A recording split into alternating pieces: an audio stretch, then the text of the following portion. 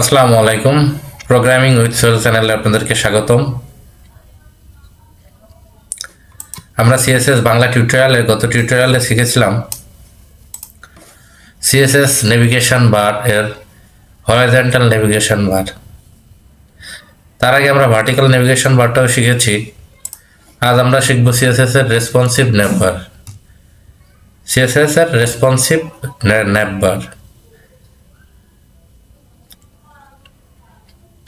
Responsive nav বারটা আসলে কি? রেসপন্সিভ ন্যাভ বারটা হলো আমরা উইন্ডোকে ছোট করি বা বড় করি, যেটাই করি সেটা যাতে উইন্ডোর রেসপন্সে বা উইন্ডোর জায়গা অনুসারে সেটা অ্যালাইনমেন্টটা ঠিক থাকে বা সুন্দরভাবে তার অ্যালাইনমেন্টটা থাকে বা দেখতে সুন্দর থাকে, সেটাই হলো রেসপন্সিভ ন্যাভ বার বা রেসপন্সিভ, যে কোনো কিছু রেসপন্সিভ এক কথায়। তো আমরা ন্যাভ বারকে যেহেতু সুন্দর অ্যালাইনমেন্টটা ঠিক রাখবো, তাই রেসপন্সিভ ন্যাভ বার। আমরা সরাসরি ভিজুয়াল স্টুডিও কোডে চলে যাই। আমাদের গত দিনের কোডটা এখানে আছে এবং আউটপুট আমাদের, এটা গত দিনের আউটপুট। এটা কিন্তু আমাদের রেসপন্সিভ না।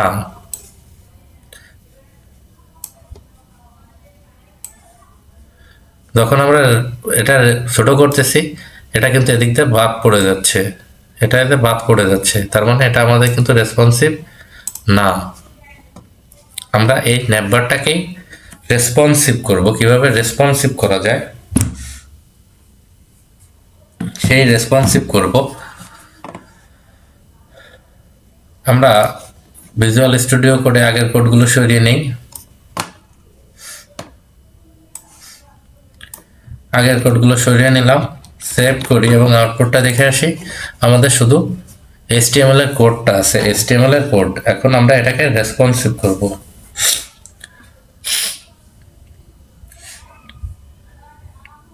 দুঃখিত, খুব ঠান্ডা লেগেছে আসলে।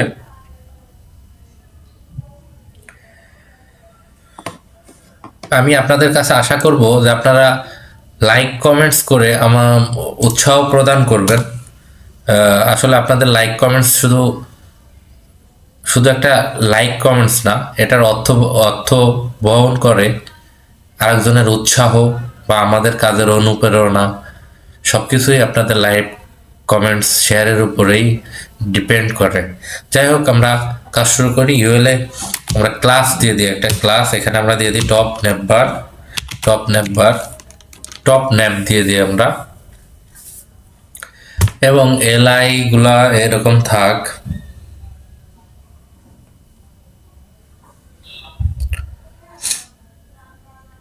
আমরা প্রয়োজনে যদি আরো প্রয়োজন হয় তাহলে আমরা প্রয়োজন মতন আমরা চেঞ্জ করে নিব।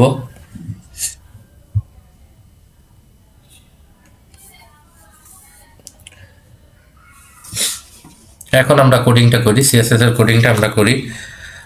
আমরা ইউএল ডট এটা টপ ন্যাপ,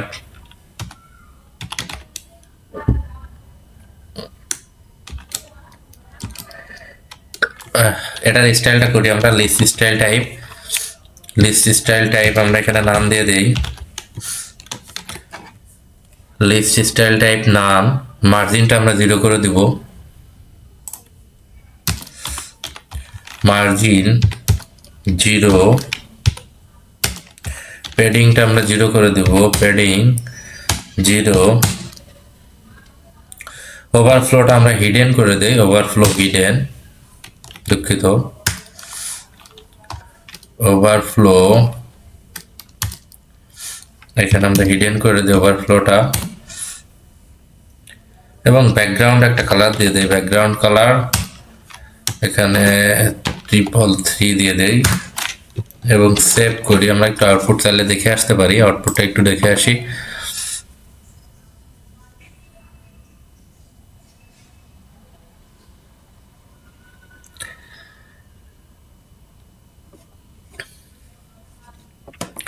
আমাদের আউটপুটে তেমন কোনো পরিবর্তন হয় নাই। আবার আমরা এলআইটাকে আগে ইউএল ডট অফ ন্যাভ এবং টপ ন্যাপ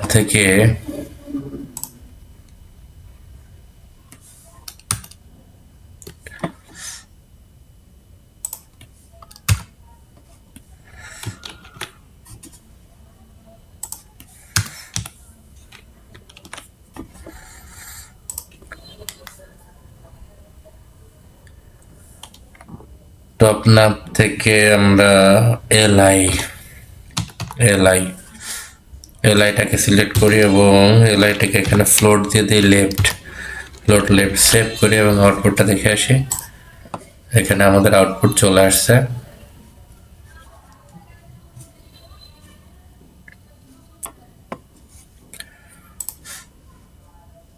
এখানে আমাদের আউটপুট চলে আসছে।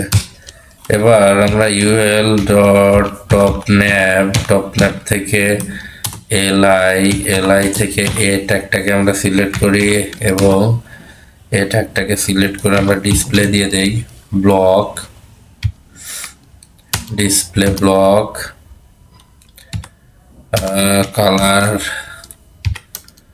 হোয়াইট আমরা হোয়াইট দিয়ে দেই। টেক্সট অ্যালাইন সেন্টার করে দেই, টেক্সট অ্যালাইন সেন্টার। পেডিং দিয়ে দেই 14 পিক্সেল এবং 16 পিক্সেল। টেক্সট ডেকোরেশনটা আমরা নাম করে দিই টেক্সট ডেকোরেশন নাম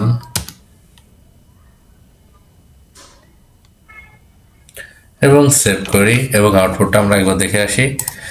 হ্যাঁ, আমাদের ন্যাপারটা পুরোপুরি সুন্দরভাবে চলে আসছে। আমরা এখানে চাইলে একটা হোভার দিয়ে দিতে পারি, ul.topnap.li.a কে আমরা হোভার করে দিই। হোভার এবং হোভারের একটা কালার দিয়ে দিই। আমরা হোভারের কালার দিব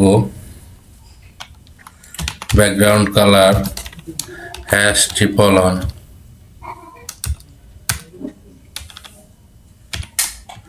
এবং সেভ করি। আমরা আউটপুটটা দেখে আসি।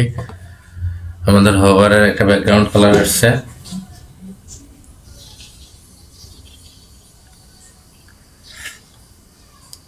এখন আমরা এটাকে রেসপন্সিভ করব। আমরা রেসপন্সিভ করতে যেটা ব্যবহার করব সেটা হলো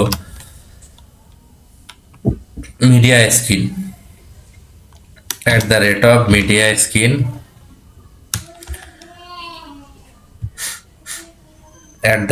@media skin and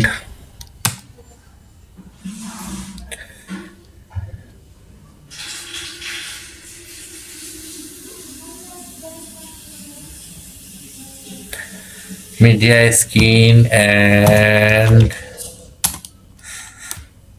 এটা ম্যাক্স ওয়াইড। আমরা যদি ম্যাক্সিমাম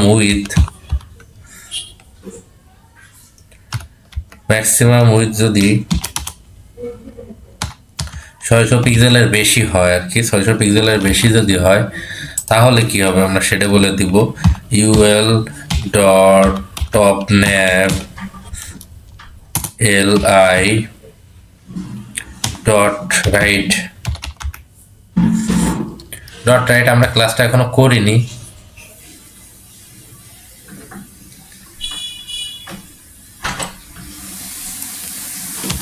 আমরা .write ক্লাসটা এখনো আমরা করিনি। .writeটা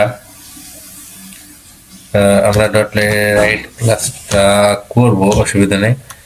.write অথবা ul.topnap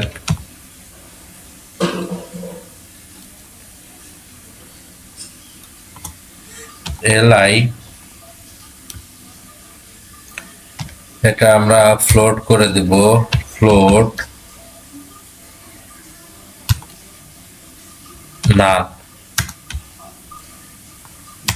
আমরা নান করে দিলাম। সেভ করি এবং আউটপুটটা আমরা দেখে আসি। এটা সেম আউটপুট। আমরা যেটা করছি সেটা হলো এটাকে ছোট করার পরে কি হবে সেটা দেখবো আর কি। তো তাহলে যখন আমরা ফ্লোরটা রান করে দিলাম, আমরা যখন এটা বড় থাকলো, যখন ছোট করলাম এটা উপরের নিচেই, অর্থাৎ আমাদের এটা রেসপন্সিভ হয়ে গেল। যখন বড় স্ক্রিনে দেখব, যখন ছোট স্ক্রিনে দেখব তখন এভাবে দেখব, যখন বড় স্ক্রিনে দেখব তখন আমরা এভাবে দেখব। আশা করি আপনারা রেসপন্সিভ নেভিগেশন বার বা ন্যাভগোয়ার সম্পর্কে বুঝতে পারছেন। আপনাদের বুঝতে সমস্যা হলে প্লিজ যোগাযোগ করবেন। আর ভিডিওটি যদি আপনাদের ভালো লেগে থাকে লাইক কমেন্ট শেয়ার করবেন। আর আপনি যদি চ্যানেলে নতুন হয়ে থাকেন তাহলে সাবস্ক্রাইব করতে কিন্তু ভুলবেন না। ধন্যবাদ।